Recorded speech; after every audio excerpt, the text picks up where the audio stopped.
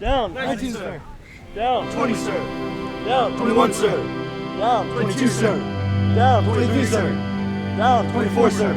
Down. It's only been 9 weeks into our school year, and already I'm seeing the changes that result in students just being exposed to this curriculum, exposed to the caliber of cadets that we have in the program. It's incredible, the level of responsibility that we allow these cadets to have, and they live up to every expectation and they show significant personal growth. And then the pre-parade stuff starts. And then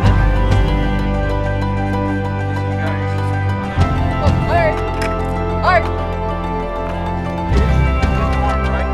I'm Lieutenant Colonel Tim Lambert. I'm Lieutenant Colonel Chris McMartin. Lieutenant Commander Luis Cortez.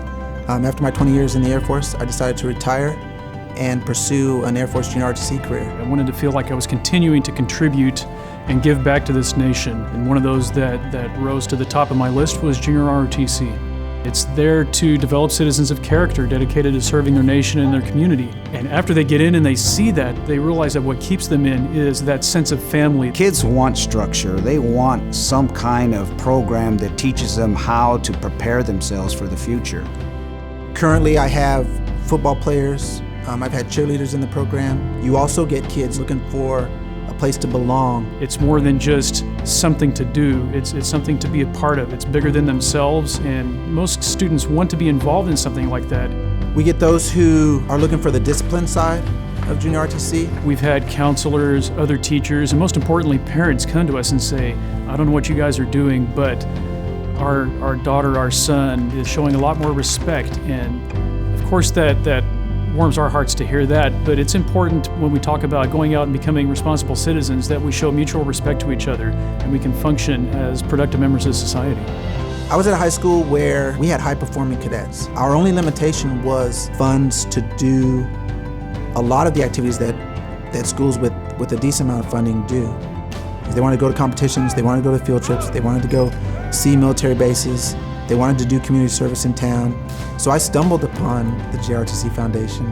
Once talking to them, I really felt they could help us get our cadets some things that I felt they deserved. Even something as simple as a field trip to a military installation to see what we call curriculum in action. You're talking about not only the transportation costs, but also lodging now, and how are these students going to get fed? Is it coming out of their own pocket?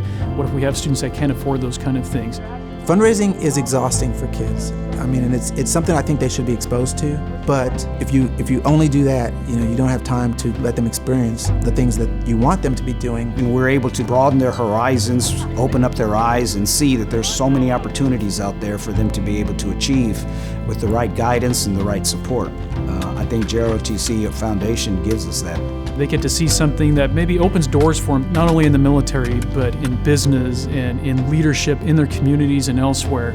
I think that's a fantastic opportunity for any student, especially for those in our program. It's a proven fact statistically that kids do better when they're involved in something at school, both academically and then socially. We have kids now that they understand the responsibility of selective service, they understand the responsibility of voting, they understand income tax, of being a proud part of our community and our nation, getting a job and doing the right thing, staying out of trouble, all those things that all comes with a structured program that JROTC provides. I think it's critical for our continued success as a nation. In order for it to keep going, we have to have financial support. We get some support through Department of Defense and through the school districts, but where there is a gap, that is where we really can use the support of the Junior ROTC Foundation to fill that gap and ensure the continued success of these programs.